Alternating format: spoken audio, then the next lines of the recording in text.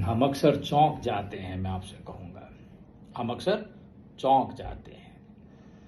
ऐसे हमें कोई घटना बताई जाती है तो हम एकदम से घबरा, अरे ऐसा हो गया, ऐसा होता है, ऐसा हो सकता है। मैं तो मानता ही नहीं, मैं तो कभी सोचा भी नहीं था ऐसा हो सकता है।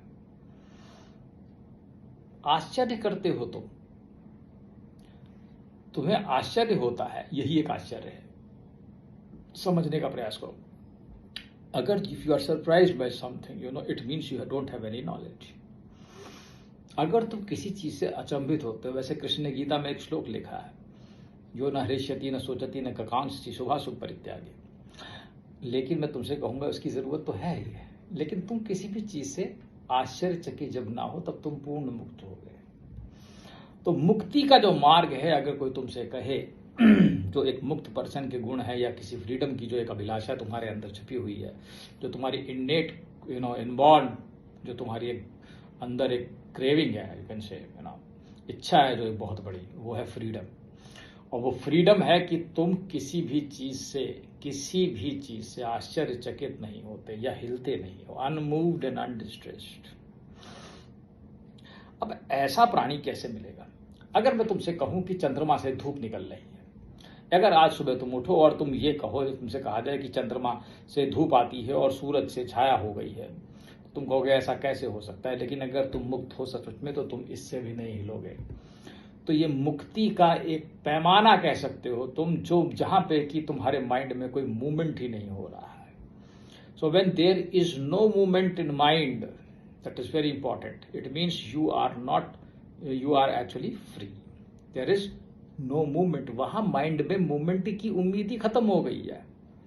ठीक है, माइंड मूव ही नहीं कर रहा, इट इज नॉट मूविंग। तो ये अगर तुम्हारे अंदर धीरे धीरे करके, if you can cultivate this inside you, that is the best part I am telling you. Okay, that is the best thing, because अगर कोई चीज तुम्हें मूव कर देती है तुम्हारे माइंड को, वैसे मतलब आप जानते हो कैसे कि प्राण का एजिटेशन कैसे होता है, थॉट्स का एजिटेशन कैसे होता है। Thoughts are simply be move by the prana. अगर सांस ले रहे हो तो थॉट आएंगे, सांस बंद कर दो प्राण बंद हो जाएंगे।